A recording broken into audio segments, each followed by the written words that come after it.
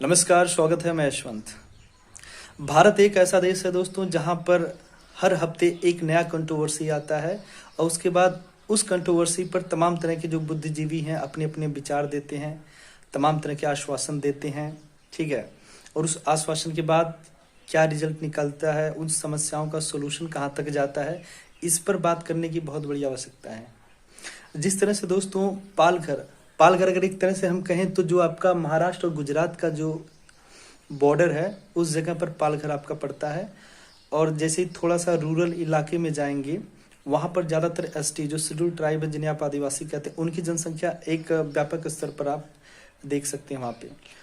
तो जो कल्पवृक्ष गिरी महाराज जी थे और सुशील गिरी महाराज जी थे, इन दो साधुओं और उनके एक ड्राइवर की हत्या होती है। तो दोस्तों, जितने भी बुद्धिजीवी हैं जिन्हें लगता था कि संविधान का अतिक्रमण हो रहा है, संविधान खतरे में है, उस समय इस घटना पे कोई किसी प्रकार का कोई बयान नहीं दिया। तो दोस्तों, ये जो घटना थी, इस घटना को सार्वजनिक किया अर्नब गोस्वामी जी ने। ठीक है। क्योंकि देखिए, जो पत्रकार होता है उसका सबसे पहला जो कर्तव्य होता है, दायित्व होता है, समाज में कहीं भी गलत हो रहा है तो उस चीज़ को लोगों के सामने उजागर करे, उस तथ्य को सामने रखे।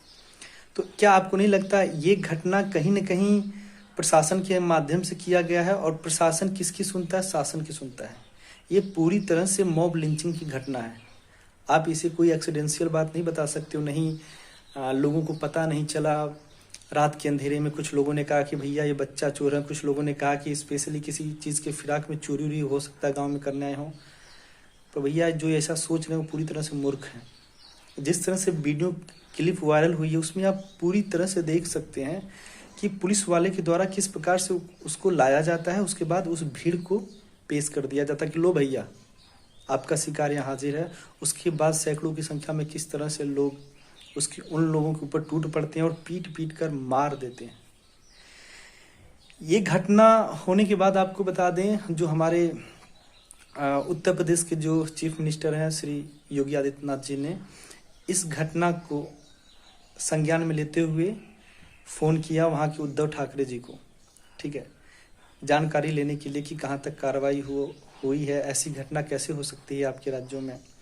ठीक है। इनका जो उद्देश्य था दोस्तों, अब क्या था समझ में नहीं आ रहा है।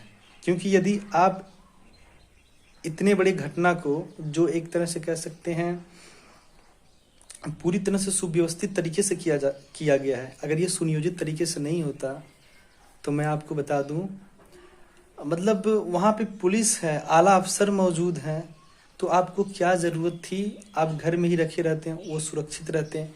जब आपके पास तमाम तरह के सिक्योरिटी आप जब डिप्लॉय कर लेते तब आप कहते हैं कि हाँ चलिए। तो क्या वो सब जज हैं, उनके सामने आप ले जाकर फेंक दिए?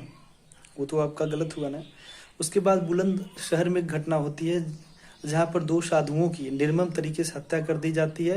पर जो हत्या होती है दोस्तों, इस एक नशेड़ी युवक के द्वारा की जाती है और एक रंजिश रहता है। रंजिश की जो हत्या होती है और जहाँ पर पुलिस की मौजूदगी में हत्या होती है, मॉब लिंचिंग होती है, इसमें बहुत बड़ा फ़र्क है। आपको वो दिन याद है, यही वो बुद्धिजीवी थे, ठीक है, जो आज लोगों को लगता है कि नहीं संविधान खतरे में है।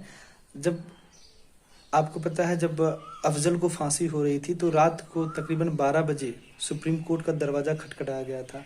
पर आज ये लोग कुछ भी मतलब नहीं है, क्योंकि बहुत बड़ी चिंता की बात नहीं है ना। कोई हिंदू से रिलेटेड कोई धर्मगुरु मारा गया है तो क्या कहेंगे आप उसमें? तो जानते हैं, हैरानी तब हो जाती है जब उद्धव ठाकरे हमारे राज्य के सीएम को फ़ोन करके चुटकी लेते हैं कि भैया क्या हो गया आपके राज्य में, कैसी घटना हो गई। तो ये जो राजनीति चल रही है हमारे देश में, कहीं न कहीं पूरी तरह से कह सकते हैं धर्म के आधार पे चल रही है भी और क्षेत्र के आधार पर। आप सोचिए किस तरह से सुप्रीम कोर्ट के निर्णयों को लोग ताक पे रख दे रहे हैं, खूंटी पे रख दे रहे हैं। पता है आपको, जब अर्नब गोस्वामी ने पूरी तरह से इसे एक्सपोज किया, लोगों की संलिप्तता को उजागर किया कि इसमें राज्य सरकार प्रशासन पूरी तरह से मिला है, तो उसके बाद सुप्रीम कोर्ट ने आदेश दिया कि अर्नब के ऊपर 3 हफ्ते तक किसी प्रकार की कार्रवाई नहीं होनी चाहिए। उसी के कुछ घंटे बाद आप देख सकते हैं कि 12 घंटे तक चौकी में बैठा के उनका मानसिक और शारीरिक रूप से शोषण किया गया, प्रताड़ित किया गया, तमाम तरह के इंट्रोगेट किए गए, पूछताछ की गई, जो कि पूरी तरह से सुप्रीम कोर्ट के विरुद्ध थी। मतलब सुप्रीम कोर्ट देश में नहीं है। इससे आप एक चीज़ जानते हैं, समझने में क्या है कि आप किसी भी देश का कोई भी नेता कितने भी संवैधानिक पदों पर बैठा हो, आप उसको गाली दे दो, ठीक है, देश के प्रधानमंत्री को गाली दो, रक्षा मंत्री को गाली दो, गृह मंत्री को गाली दो, ठीक है, जितने भी संवैधानिक जो दिए गए उपचार, जो भी आर्टिकल वगैरह दिया, सबको ताक पर रख दो, पर कांग्रेस के परिवार के बारे में आप कुछ कभी मत बोलिएगा। जैसे पहली बार उन्होंने देखिए ये कहा कि अर्नब जी के ऊपर कुछ लोगों के द्वारा उन पर हमला किया गया, और पूरी तरह से वो क्या थे, कार्यकर्ता कांग्रेस के थे। तो भैया कांग्रेस क्यों नहीं उन्हें बचाव करेगी? सोचिए, क्या ये राज्य सरकार की जिम्मेदारी नहीं बनती थी कि जब अर्नब के ऊपर कुछ लोगों ने हमला किया, उनकी गिरफ्तारी भी सुनिश्चित हो गई, उसके बाद उन्हें कुछ घंटे के बाद छोड़ दिया जाता है। तो कहने का मतलब है, यदि आप बैर करते हैं, वो भी गांधी परिवार से बैर करते हैं, कांग्रेस परिवार से, तो आपकी प्रतिष्ठा खतरे में पड़ जाएगी। उनके लिए जानते हैं, ये साबित हो गया कि उनका जो पद है वो संविधान से, देश के कानून से ऊपर है। तो पूरी तरह से समझने का जो वीडियो बनाने का दोस्तों उद्देश्य है मेरा, ये है कि ये घटनाएं इतनी आसानी से हमारे समाज से, हम लोगों के बीच से कैसे खत्म हो गई। आजकल इस पे किसी प्रकार की चर्चाएं नहीं हो रही हैं। उस घटना के बाद क्या हुआ, वहाँ पर क्या नहीं हुआ, किन लोगों की संलिप्तता थी, कुछ नहीं पता चला। और बिना संलिप्तता के इतने सुनियोजित तरीके से वहाँ पे इतनी भारी संख्या में भीड़ नहीं आ सकती। तो ये किसी के द्वारा कह सकते हैं ना, पूरी तरह से एक मैप तैयार किया गया था, ठीक है। तो इसीलिए मैं कहता हूँ कि आप लोग जागरूक रहें, संगठन बना के रहें, और देश में कहीं भी, मैं नहीं कहता हूँ कि मतलब धर्म के आधार पर आप लोग भेदभाव करें। किसी भी समाज में धार्मिक आधार पर अगर वहाँ पर उत्पीड़न होता है तो आप उनका विरोध करें, और उस उत्पीड़न का देश की जनता के सामने रखें और लोगों से कहें इस पर क्या होना चाहिए। पर यदि दोस्तों राज्य का जो चीफ मिनिस्टर इस तरह के मामलों में अगर भेदभाव करेगा और पहली प्राथमिकता अपने राज्यों के नागरिकों को, राज्यों को देगा, तो चीज़ें बिगड़ जाती हैं, फिर कोई तालमेल नहीं रहता है। और आप लोगों को भी पता है कि जो उद्धव ठाकरे हैं वो किसके रहमो करम पे जो है उनको सत्ता मिली है, कांग्रेस की।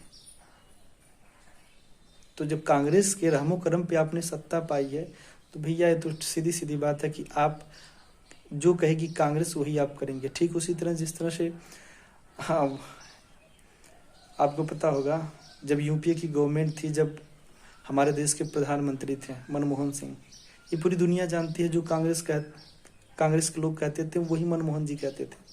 तो इस तरह की स्थितियां आज महाराष्ट्र में भी है।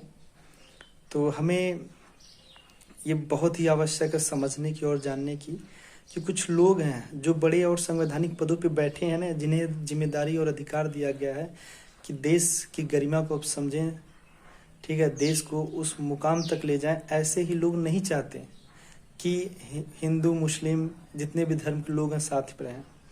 आप ही सोचिए, यदि उन घटनाओं की अच्छी तरीके से अगर जांच होती, ठीक है, उनकी संलिप्तता जाहिर होती, जितने भी अधिकारी मिले हैं, आला अफसर मिले हैं, जो भी वहाँ का MP MLA हो मिला हो, तो ये इतनी बड़ी कंट्रोवर्सी नहीं होती। क्योंकि कहीं ना कहीं देश के बड़ी बड़ी जो एजेंसियां, उन्हें भी संदेह है इन सब सारी चीज़ों को लेकर कि राज्य सरकार कुछ न कुछ चीज़ें हमसे हाइड कर रहा है, छुपा रहा है।